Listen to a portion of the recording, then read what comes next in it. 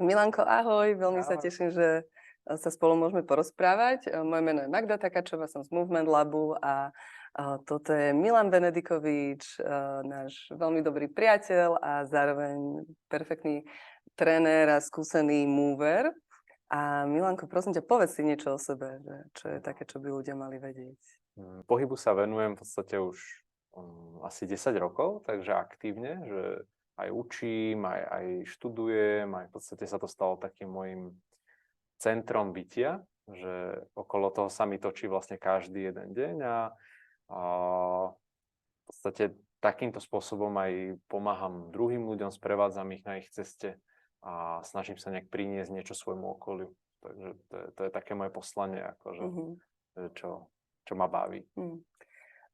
Teba mohli ľudia stretnúť v Movement Tribe, teraz sme v Movement Labe, že Áno, ten movement áno, niečo ťa áno, sprevádza fakt áno. akože veľmi dlhý čas.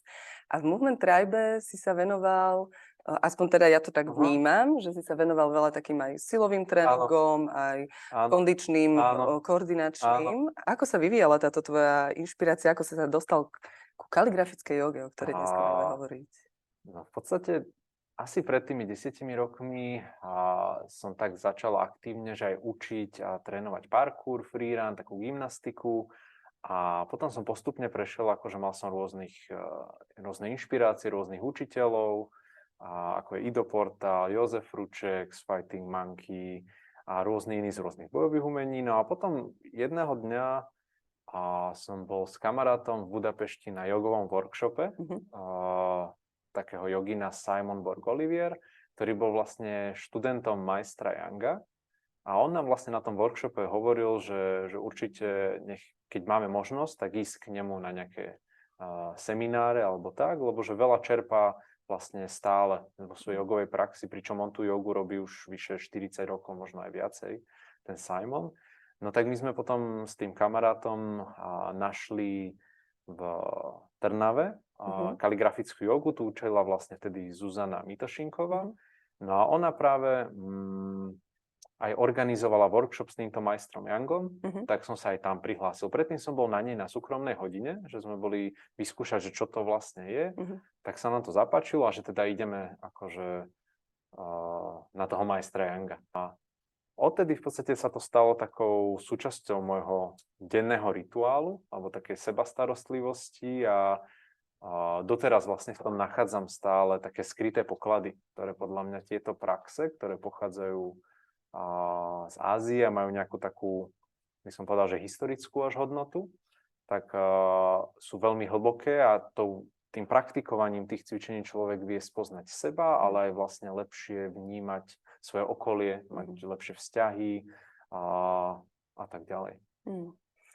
Hej, ja som vlastne bola na pár lekciách kaligrafickej jogy a musím povedať, že pre mňa to bolo veľmi silné, také aj uzemňovanie, aj prepojenie so svojím telom.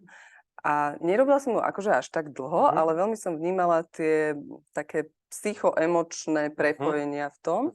Tak neviem, že to boli len moje prepojenia, ale na tom princípe tiež tá kaligrafická joga funguje, že by si trošku viac povedal na tom, že čo by ľudia mali očakávať od toho. Tak kaligrafická joga vlastne funguje, alebo ten systém kaligrafického zdravia, ako to majster Young nazýva, tak je zložený z rôznych učení a princípov, ktoré majster Young ako by za svoj život nasal, alebo študoval, alebo má skúsenosť s tým. No a jedným z týchto princípov je vlastne aj ako keby systém aj čínskej medicíny, v ktorom systéme vlastne rovnováha našeho vnútra, ako keby fungovania našich orgánov, oni to nazývajú 5 elementov, ovplyvňuje veľmi naše nielen fyzické, psychické, ale emočné zdravie. No a vlastne týmito cvičeniami vieme priamo pracovať s týmito orgánmi, s týmito elementami, ako to v čínskej medicíne nazývajú. A to veľmi vplýva na naše také zdravie, na našu pohodu. A veľmi tým vieme ako keby pracovať aj s nejakými našimi možno traumatickými zážitkami, niečím, čo v nás zostalo a nevieme to ako keby spracovať, tak práve aj vďaka tomuto cvičeniu sa vieme na to pozrieť, by som povedal, s takým súcitom, láskavosťou a takým nežným spôsobom. čo je často podľa mňa kľúčové k tomu, aby sme sa mohli pohnúť ďalej vo veciach, ktoré nás trápia.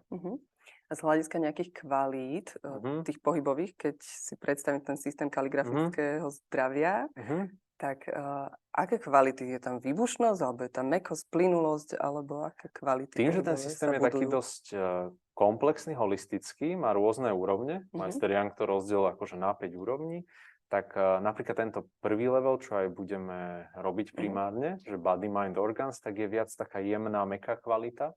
Viac je taká kvalita vody, tekutosti, mäkkosti a by som povedal, že rozpustenia nejakých blokov, tak je taká primárna.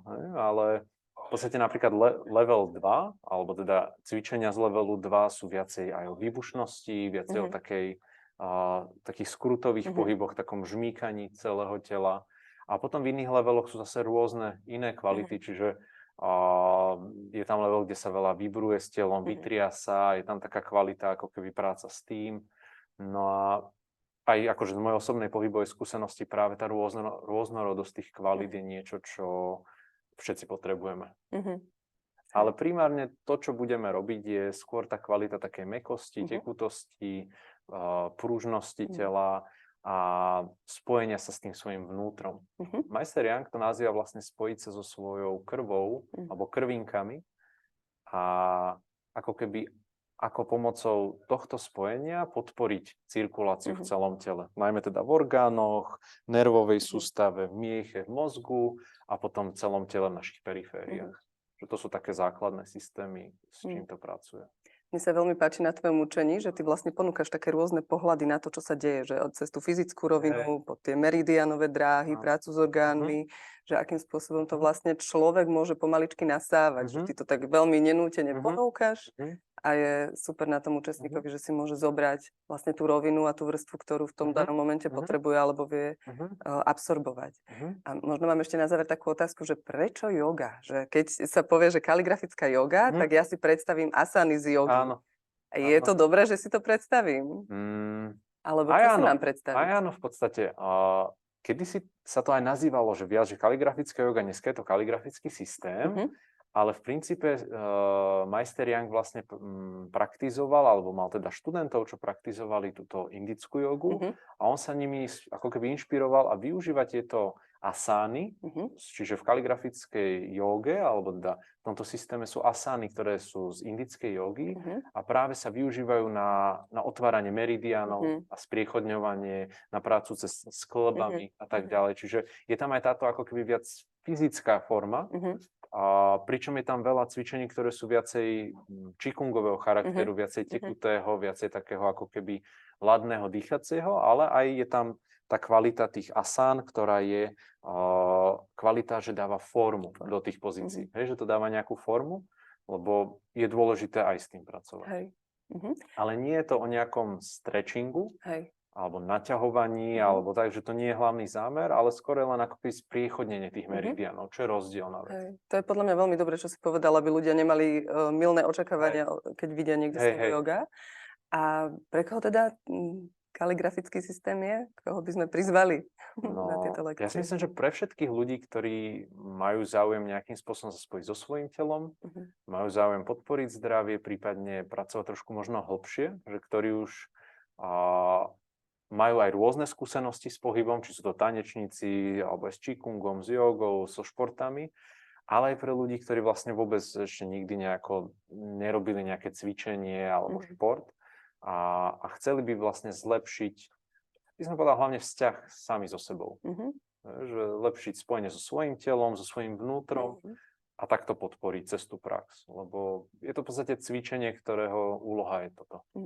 A to, čo sa tam robí na tých lekciách, tak ľudia sú schopní doma reprodukovať a cvičiť pravidelne. Áno, to je podľa mňa akože ideálny scenár, že vlastne človek, aj môj zámer je tým ľuďom odovzdať moju skúsenosť, samozrejme s tým, že čo ja som sa docvičil a dopracoval a naštudoval a tak, aby ľudia to vedeli aplikovať do svojho života, do nejakého svojho rutiny a využívať to, ako uznajú za vhodné. Tak ja sa veľmi teším, že si sa rozhodol s ľuďmi zdieľať tieto svoje dary, lebo že ich máš požehnanie. Tak ja sa naozaj veľmi, veľmi teším, že sa to môže diať v Movement Labe. Tak vás srdečne pozývame v stredy, v stredy ráno o 7:30 bude raná hodina a v pondelky o 17:00 bude poobedná večerná hodina. Tak sa tešíme.